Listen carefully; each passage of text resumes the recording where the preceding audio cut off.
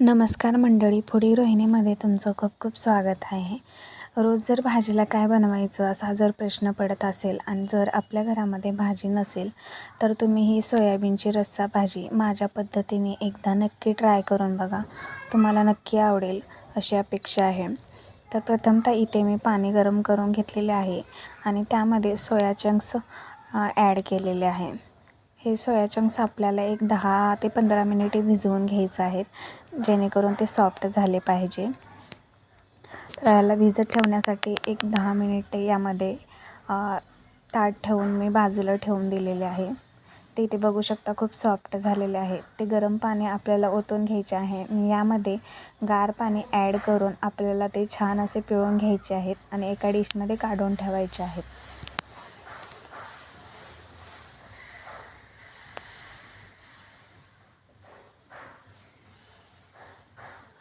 हे छान असे पिळून घेतले पाहिजे, कारण यामध्ये पाणी नाही राहिलं पाहिजे. तर वाटण्यासाठी इथे मी ओलं खोबरं, कोथिंबीर तसेच छोटे 2 भाजलेले कांदे, आल्याचा तुकडा, जिरे आणि लसूण घेतलेला आहे. तर हे वाटण आपल्याला मिक्सरमधून काढून घ्यायचं आहे. तर गॅसवर कढई तापत ठेवली आणि हलकेसे तेल गरम झाले की त्यामध्ये आपल्याला जिरे आणि मोहरी टाकून घ्यायची आहे. हे दोन्ही छान असे फ्राय झाले की त्यामध्ये जो आपण वाटण केलेलं आहे ते ॲड करून घ्यायचं आहे. हे व्यवस्थित असं मिक्स झालं पाहिजे आणि हे वाटण आपल्याला तेल सुटेपर्यंत फ्राय करून घ्यायचं आहे.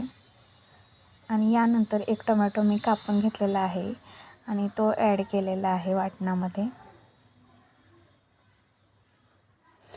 टोमॅटो हलकासा मऊ झालेला आहे आणि तेलसुद्धा सुटलेलं आहे, म्हणजेच आपला मसाला छान भाजला गेलेला आहे. यानंतर यामध्ये हळदी पावडर तसेच घरगुती मसाला आणि धणे पावडरसुद्धा मी ॲड केलेली आहे. जास्त काही मसाल्याचा वापर मी या भाजीमध्ये केलेला नाही आहे, तरीसुद्धा ही भाजी खायला खूप टेस्टी लागते. व्यवस्थित असे मिक्स करून घेऊया आणि यामध्ये सोया चंक्स टाकून घेऊया. अगदी 2 मिनिटे यामध्ये ते परतून घेऊया वाटणामध्ये. यानंतर यामध्ये गरम पाणी ओतून घ्यायचे आहे, जेणेकरून भाजीला कटसुद्धा छान येईल. आणि प्रत्येक भाजीसाठी गरम पाणी ओतल्याने खूप छान तर्रीसुद्धा येते भाजीला.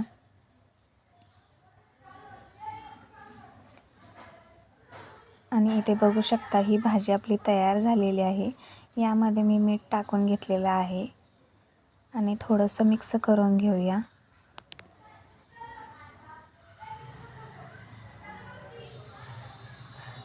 आणि ही भाजी खाण्यासाठी तयार झालेली आहे. यामध्ये कोथिंबीर टाकून घेऊया. तुम्हाला कशी वाटली ही रेसिपी? आवडल्यास लाईक करा, शेअर करा आणि